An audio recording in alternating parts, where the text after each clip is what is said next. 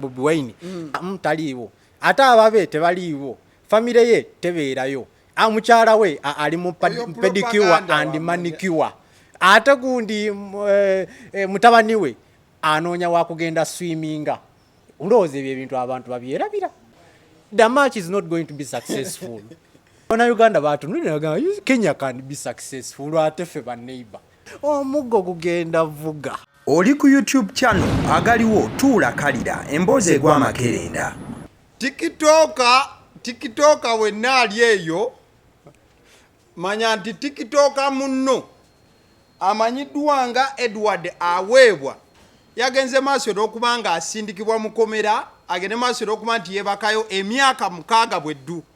Oluvannyuma lw'okugenda maaso n'okubanga akakkana ku mukulembeze w'eggwanga wamu ne mukyala we n'abayisa mu kamwa mu ngeri etaasanyusa mukulembeze w'eggwanga oba eyagenda maaso n'okuba nti etaataaganya eddembe ly'omukulembeze w'eggwanga ne mukyala we okukakkananga we yasimbiddwa maaso g'omulamuzi nno baadde bamusalidde emyaka 6 gyadde emisango oba ena ne bagenda nga buli musango bamusalira emyaka 6 bw'obala yandibadde asibwa emyaka 21 nene bagamba nti emyaka gino katugigatte gyonna ogisaavinge 6 bati omulundi gumu ekitegeeza naaba nga yasibiddwa emyaka 6 egibalirwa awamu bweddu.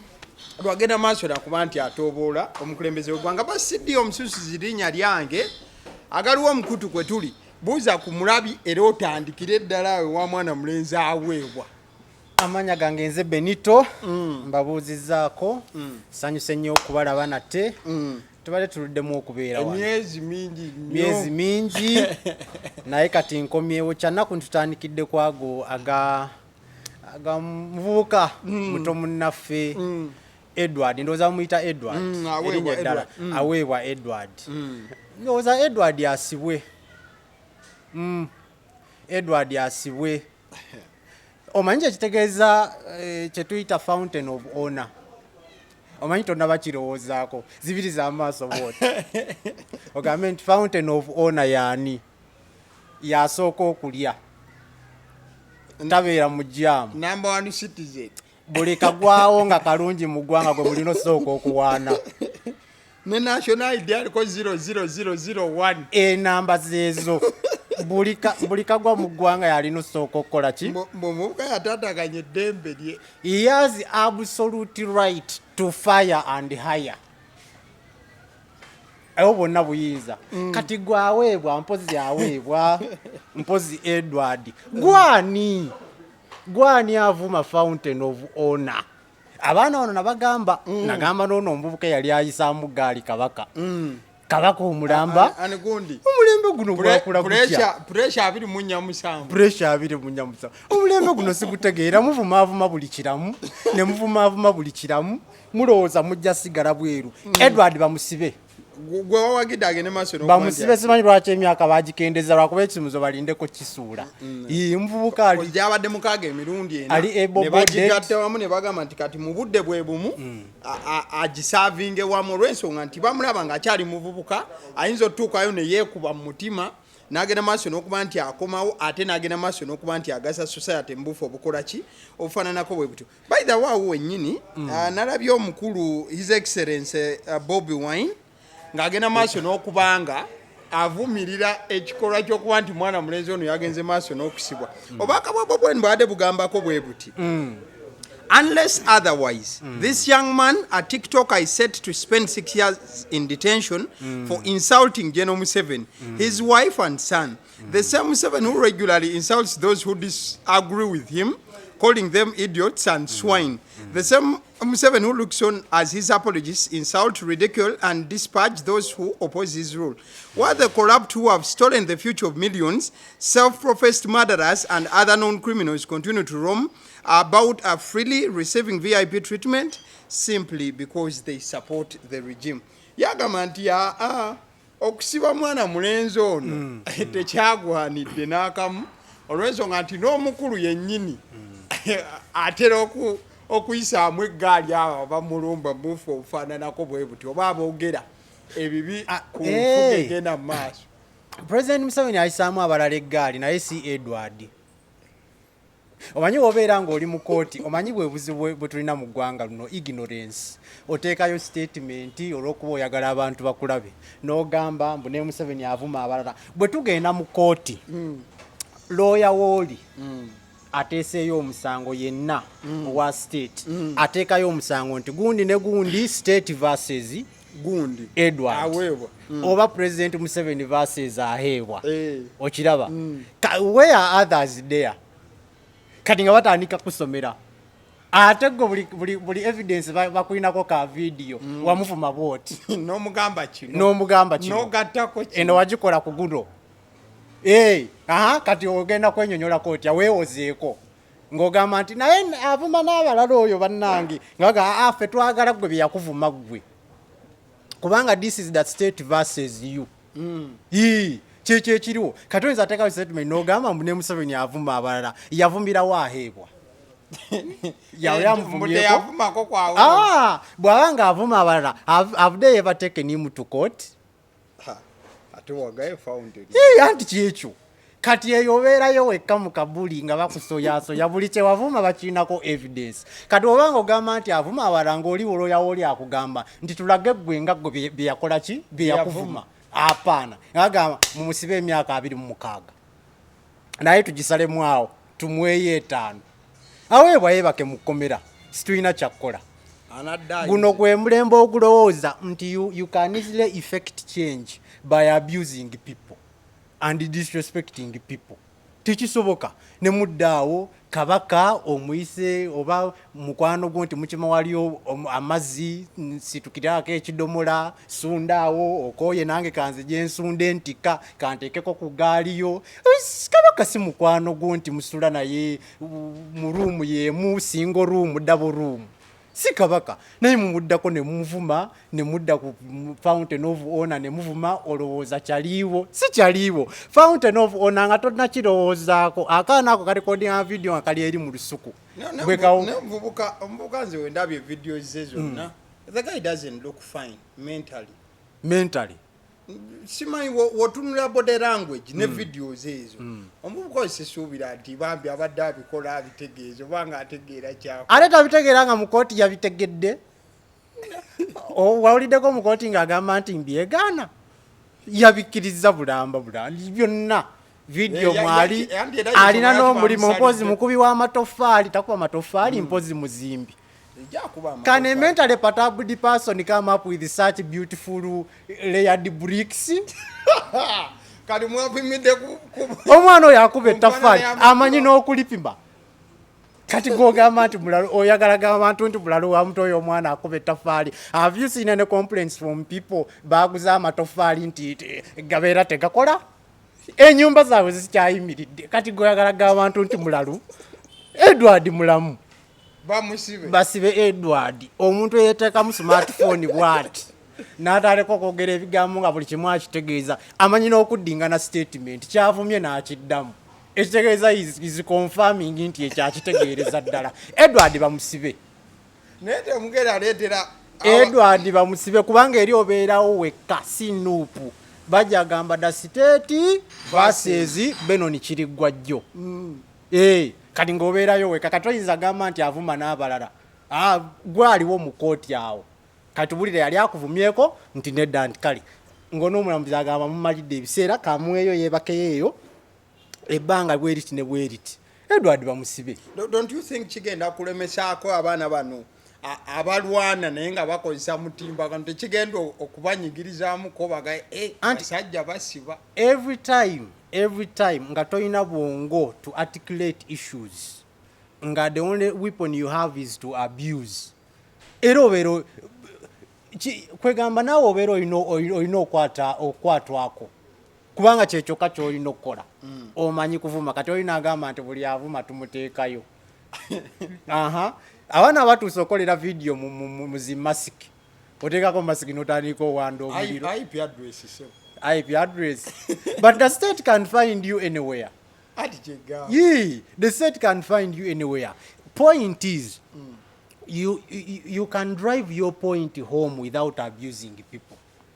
or insulting people osobola okukola naye ulanga tekizitoye bulungi gwe owulidde ebivumu omwana oyo byavumye osobola obiyisa mukamwa tayinza nabivuma muganda we mumubuuza oba asobola obivuma sisita we tayinza bivuma banganda be ne taata we taata we is taata we unequal to the president, to the fountain of honor ng'amagye waagagalira agayita n'agamba mutuule awo njogere nammwe mutuuse sirina byabbagamba muddeyo ne baddayo naye tayinza vuma kitaawe naye adda ku kamera n'avuma. So tulina okufuna nga tetunatuuka ku that level oku outreasoninga ebintu nga tubya outreasoninga tugamba kino kiri bwe kino kiri bwe kiti ebisigadde tubyerabire era tujabeerawo nga tuvuma abaana abo bavuma omulembe guno guvuma nsango omulembe guvumanga guno bakwasama ne bakuwanika ne bakukyusa ne bakwambula ne bakuteeka wansi ne bakugalamiza ne bakwalawo byonna n'ovaayo nga wena guno omulembe oyinza okufa tokyalinamu yadde katiibwa tutuuze kutambula nga twebikiridde ffenna omwana yakuyisizaamu eggaali obwana obwo babusibe.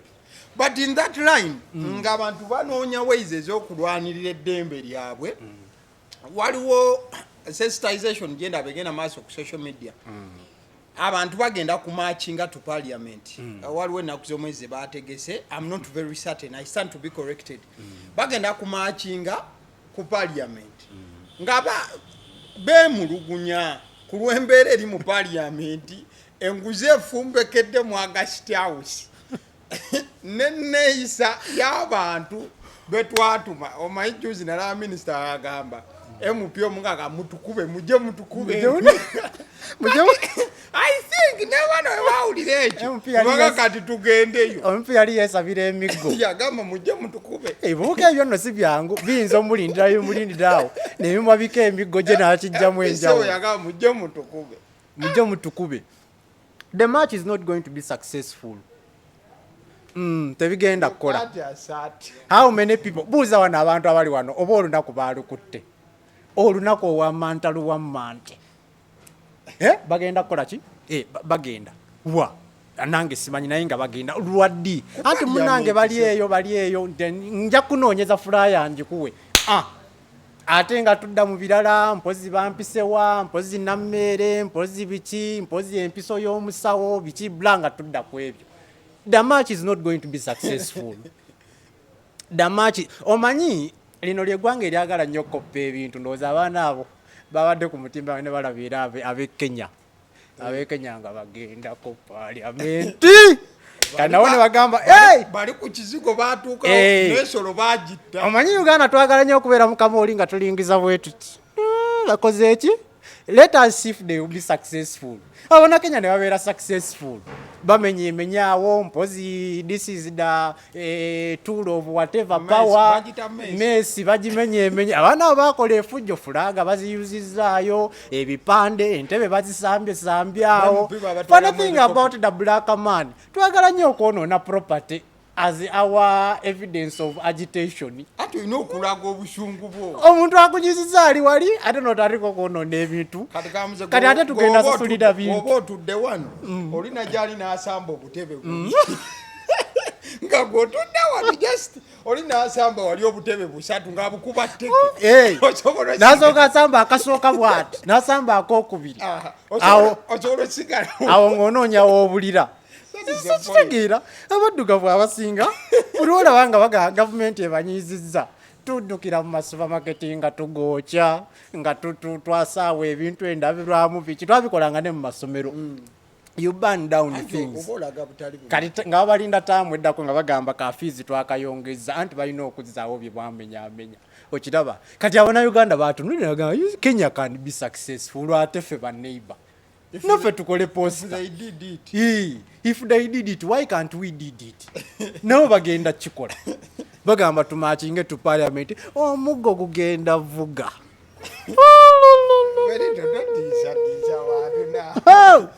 Mwetomanyi government yeno. Muggo gugenda vuga. Is it the first time we are marching to parliament? Sigwe gusoose.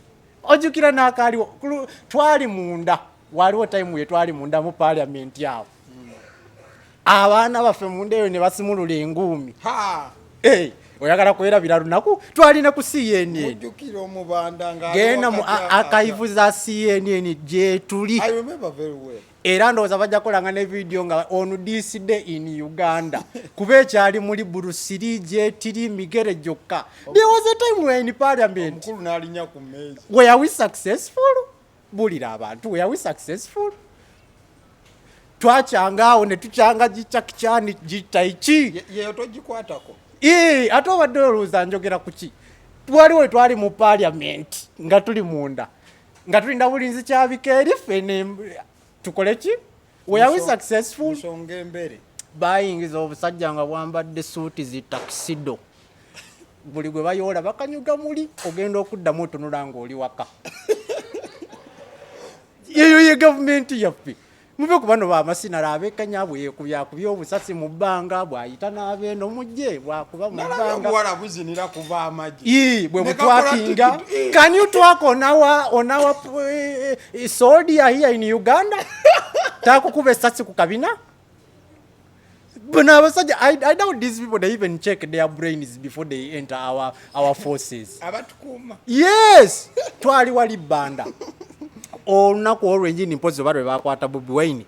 Amagye gayita bwe gati ku kikuba ekyo eky'ebbanda. Abantu bava eri. Just kuleekaana nga gayitawo. Omwana n'atunuzaayo emundu bw'ati. Twaddamu okuwulira nga babiri ku ttaka. March to parliament mukigezeeko. Tebagenda kubeera mulowooza Kenya follows a constitution like that one of America.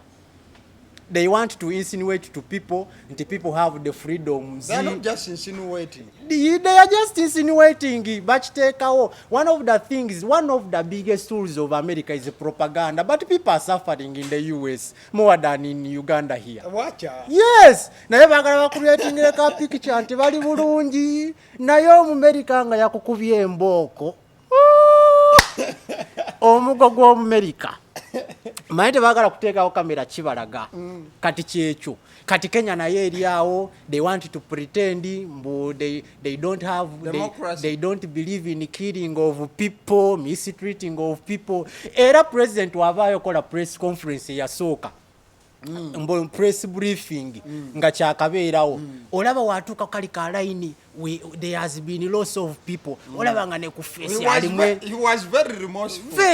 Olaba nga ku face munyiikaavu nnyo naye olaba video zaffe ezasaabalwanyi nga akola statement esooka. Is there remorse, Mr. Gundi? I don't. Let those people march to parliament balabe. Is first yo giraba nga etunulanga eyo nowe Kenya nga akola statement ku byagwawo. Yes, we have to say things the way we have to say them. Okiraba kati bo olwalabye ka Kenya nga kalyoke kati baabo kati ate kiri twakigusiza kati twagala aveeko. Naffe tugende tuku parliament temugenda kukwata ku mugo gwa eyo ye mukwata emigo gy'abantu ne mugimenyaamenya omugo gwo mujja gusangako obuntu 7 nga butuddekaawo. Asanze obuzibu. I think is one speaker. Ajja okulunyumya. Omanyi omwo mwayakaayakana bw'ati mu feesi n'anyirira n'abanga omukyalo oyo mumakinge ku parliament mulabe. No tutiisa. Sibatiisatiisa ate waliwo abamanyi eno nti bigenda mu maaso. Bebajja balinda balabe where are those coming? They are just 500 people. Mulete truck emuyo emigge gyo gimala. Bakube 5 bakube ku lubuto ekisigadde gikube ku ttaka. Ate nga ffe abeeno tuli kukola. You see, whenever a revolution has a leader, in most cases they fail. Mbulira revolution emwe yali ebadde mu leader nebeera successful. Ngojeeko zino zi coup d'etat. What are some of those factors? Coup d'etat. It is just a government taking over itself. Yeah. Abajasi ne bawamba. But revolution entuufu tebeerako leader. Mubeeraawo nawe tomanyi oba kituuseewo kitya weesanga oli mu kkubo. Okutta ebipande. Yes, access ya finance bill. Bakubuuza n'okubuuza nti owange. Buzibu ki obuli wano? Weekalakaasa nyange simanyi naye wendi. Nange simanyi wendi tusimbudde. every revolution bulomugamba nti twabikwasa ono naye ng'abeerawo asiba obutaayi bwabunyiganyiga bwatereza kamera buli kaseera ali ku updatinga bwavimba nakwata bufayiro natambula nga ffeno tubeera eno mu katale nga tutuula akimaliriza tannaba bannange omuntu ng'alabye akimala ddi. Shall those people be successful march to parliament? Banabera wata successful. These people have never wanted this government to go off. Abana Uganda tebanna abana Uganda bachayagala government n'ebeere wapi singa bali tebagala singa bali bagala eveeko mugitandika ku 11 12 kitundu ebegenzi naye bakyajagala usanga abasajja bali eyo mu katale mpozi katale kawaako omukuulo balina bisupiika bireekaana buli kaseera mubeera music wa kisiru dokita empiso doozi ne mubeerawo ne mudduka babazunza kuva mu kivulu mwakabala kino ate nga byonna bya kisiru mudduka mugenda okulaba nti waliwo akayiseewo awo noozuukuka wabadde olina sula mutungo weesanga oli ku kaleeru. Those are the youth. Babagambanga nti ku byokulonda omuntu bamugamba nti olina kulondera wano katugeze wano entu ewa namungoona okiraba kali nasooka agenda akubira ekibaala wa ebweyogerere naye nga alina alondera wano kati akubira eri ekibaala agenda ozuuka bwati nga saawa ziyisiigo kati natandika okunoonya takisi agenda otuuka eno ng'akalulu kayiseeko dda agenda kubeera successful. Maaki bagyerabire bakigezeeko bugezi ateri agenda babakinga. Because it's not the first time we are marching to parliament. It's not the first time. Who has spearheaded the march? Spearheading nze ndowooza Nuupu ya spearheading nze. Omuntu ayinza kubanga nga wa Nuupu. But sinnakiraba nnyo ku platforms zano. Tonnakiraba nnyo naye ndowooza n'omukulembeze amaze n'akisupportinga. Tewalabika video. I stand to be corrected. You stand to be corrected, but is naye nga yayambadde bwati. Is not spearheading it. Naye nabagambye nti buli omu kirabamu abantu nga bakikoze eki ne mulaba face bwe muti nga akikonyeemu tekigenda kubeera successful. Ani mugenda tunabwetolawo uti nga taliiwo aliwa taliiwo ate ababe tebaliiwo famire ye tebeerayo mukyala we ali mu pedicure and manicure ate gundi mutabani we anoonya wakugenda swiminga. Ndowooza ebyo ebintu abantu babyerabira kati agenda tunatuna bwati musajja watu teyalidde ekikomando kati kyeyongedde bbeeyi nagamba abantu tebalina transport emarchinga ku parliament. They said marching. Sikulinnya mmotoka ate saalidde ate ntambuza ebigere mu lubuto temuli ate ebigere bitambule. Osobola okukunga eggwanga lino nga Kenya we yakoze osobola okukunga bakigezeeko. Is it the first time they are kungering us? Is it the first time? Tekisoboka abana Uganda bakyayagala gavumenti eno buli Museveni wajja bakunga nammwe muyina eggume bwebuzibu bwammwe omuntu abakunga kwemu mujja ku 11. We have some of the best mercenaries and soldiers. I'm not threatening people. Naye bakigezeeko balabe kubanga people are not in the know. People are not in the know. Vawa n'ogenda obuuza omuntu nti maachi egenda kubeerayo ddi takimanyi kati mujja kubeerayo batono. The fewer the people the higher the kiboko. Very easy to eliminate, very easy to tackle, very easy to get, very easy to throw in the coolers. Mubagalire ng'ekisumuzo bakasuka mabega awo nga kati tudda ku free nga tukuba posters bwetuti manya bana Uganda baagala nnyo ebintu ebyo abantu babagize tewabaddeyo bakubye banne emigo n'olindira wali ku sympathy free gundi mubyagala nnyo naye nga gwe tewabaddeyo ntwalanga naawe okimanyi lwaki tewazze I'm with the people tekigenda abeera successful.